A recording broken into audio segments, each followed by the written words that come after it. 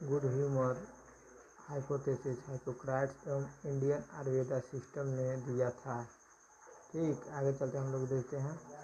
Good humour hypothesis के अनुसार स्वास्थ्य को शरीर एवं मन की एक ऐसी स्थिति माना गया जिसमें देह के कुछ तरलों जैसे ब्लैक पाइल, येलो पाइल, कफ एवं ब्लड का संतुलन बना रहता है।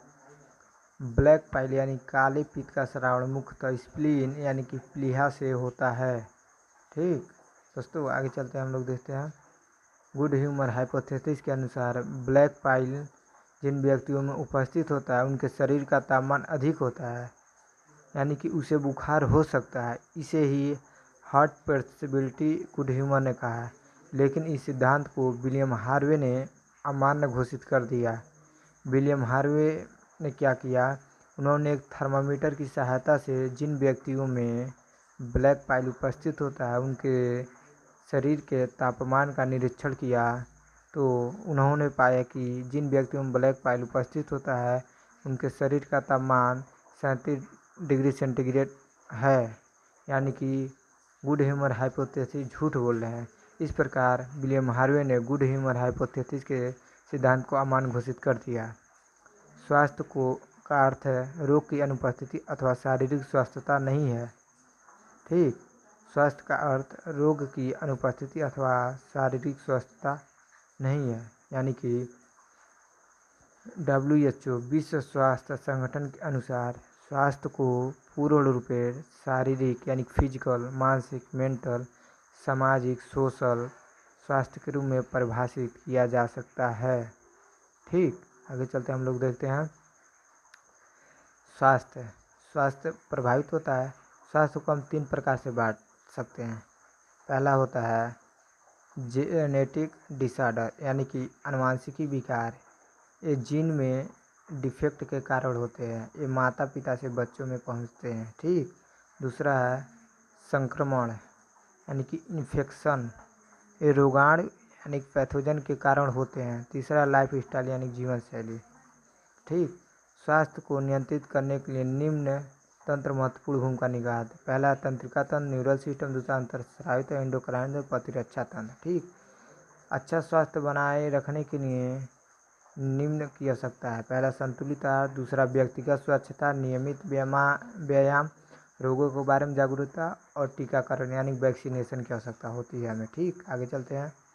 अवशिष्ट पदार्थों का समुचित निपटान, रोगवाहकों का रोकथाम, खाने एवं पीने के संसाधनों की साफ सफाई पर ध्यान देना। ठीक, यानी कि खाने पीने के साफ संसाधनों पर ध्यान देना। ठीक, नोट, गैम्बूसा मछली मच्छरों के लार्वा खा जाती है, यानी कि गैम्बूसा मछली जो होती है वो मच्छरों के लार्वा को खा जाती है, जिससे मच्छर के बच्चे नहीं उत्पन्न होते हैं।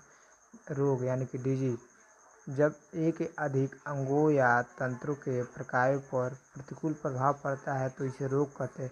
इसमें विशिष्ट चिन्ह एवं लक्षण प्रकट होते हैं, ज़्यादातर परजीवी रोग उत्पन्न करते हैं। ठीक, आगे चलते हम लोग देखते हैं। रोग को 2 प्रकार से बांटते हैं। पहला जन्मजात या आनुवंशिक रोग, दूसरा उपार्जित रोग। जन्मजात या आनुवंशिक रोग कंजेनिटल डिजीज, उपार्जित एक्वायर्ड डिजीज।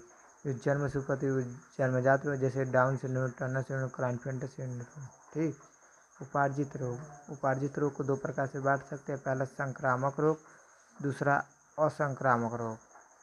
संक्रामक रोग एक व्यक्ति से दूसरे व्यक्ति में फैलते हैं, जैसे टाइफाइड, मलेरिया, जुकाम, निमोनिया एवं एड्स। टाइफाइड, मलेरिया, जुकाम, निमोनिया। और संक्रामक एक व्यक्ति से दूसरे व्यक्ति में नहीं फैलते, जैसे कैंसर, विटामिन की कमी से होने वाले रोग, मानसिक रोग, एलर्जी रोग एवं हार्मोन से संबंधित रोग। ठीक, आगे चलते हम लोग देखते हैं। अनेक जीव जैसे जीवाणु, विषाणु, कवक, प्रोटोजोआ एवं कृमि आदि मनुष्यों में रोग उत्पन्न करते हैं। ऐसे रोगजनक जीवों को रोगजनक पैथोजन कहते हैं। ये पोषक के भीतर शरीर के ऊपर रहकर उसे क्षति या हानि पहुंचाते हैं। ठीक, आगे चलते हम लोग देखते हैं।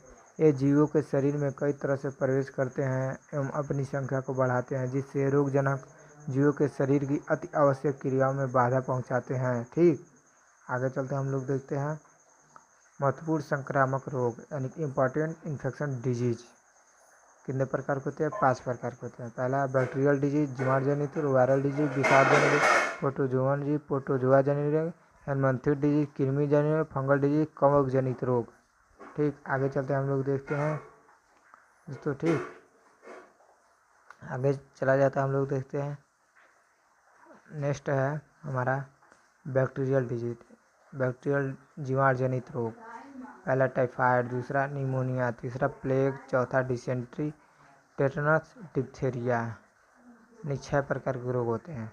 वायरल डिजीज यानी कि विषाणु जनित रोग, सामान्य जुकाम, कॉमन कोल्ड एवं एड्स है विषाणु जनित रोग। प्रोटोजोआ जनित रोग, एम्बाइसिस पहला है, सेकंड है मलेरिया। ये प्रोटोजोआ जनित रोग है, एम्बाइसिस और मलेरिया। ठीक, आगे चलते हैं दोस्तों हम लोग हेलमंथिस डिजीज, हेलमंथिस कृमि जनित रोग यानी कि एस्कैरिस और फाइलेरियासिस जो है हमारे कृमि जनित रोग हैं।